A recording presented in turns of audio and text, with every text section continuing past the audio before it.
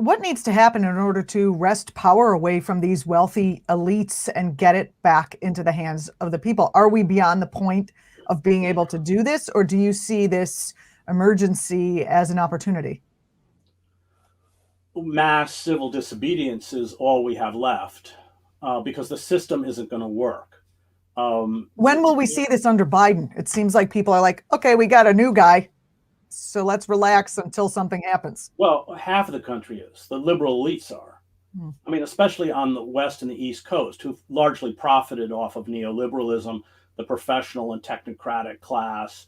I mean, Biden has restored a level of civility and decorum, reknit old alliances, which is what the elites want, which is why he was selected.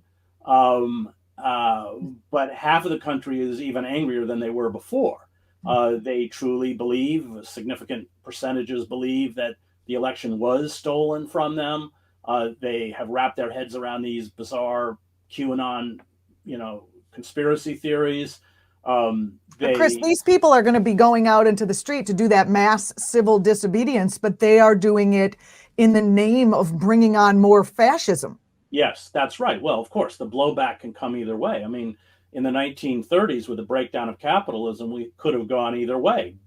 Countries in Europe, Spain, Italy, Germany went one way, we went another. Why did we go another way? Because we had powerful labor unions, because we had an enlightened oligarch, Franklin Delano Roosevelt, who wrote in his private correspondence that the choice was between revolution or the redistribution of wealth.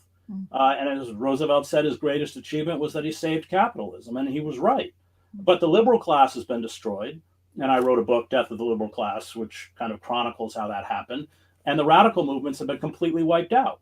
So the populist leftist movements that made the New Deal, the reforms of the New Deal possible, which are the reforms that we need. I mean, we really need something that dramatic and that profound to break up the monopolies. I mean, the concentration of wealth is unlike anything we have ever seen. I mean, for instance, in when David Rockefeller died, his estimated wealth was $3 billion.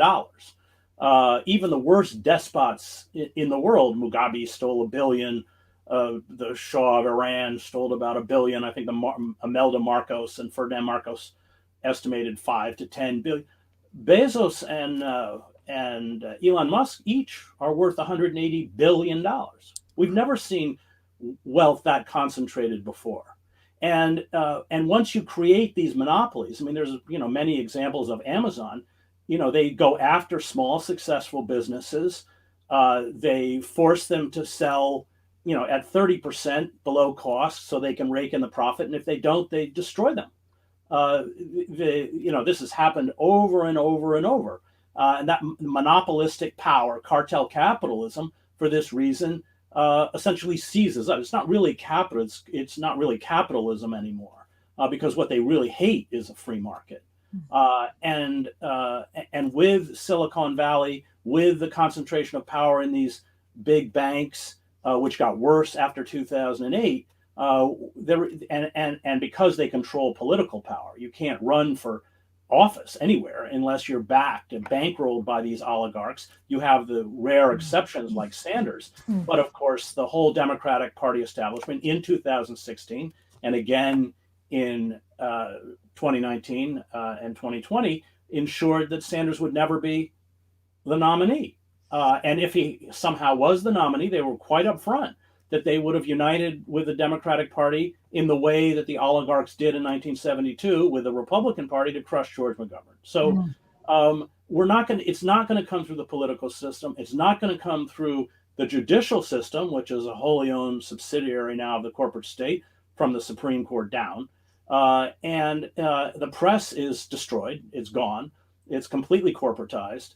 It talks about things like Russiagate, like Russia was responsible for our election in 2016. I mean, and of course, the most absurd thing is they never talk about Israel, which it actually does control elections all the way down to the House.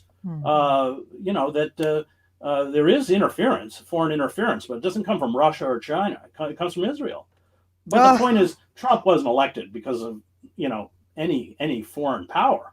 He was elected because of the distortions that were created by neoliberal society. And of course, the Democratic Party, which is complicit and bears tremendous amount of responsibility for the betrayal of the working class, won't confront it. They just won't confront it. And that's dangerous. I mean, they live in their own system of fake news or alternative reality.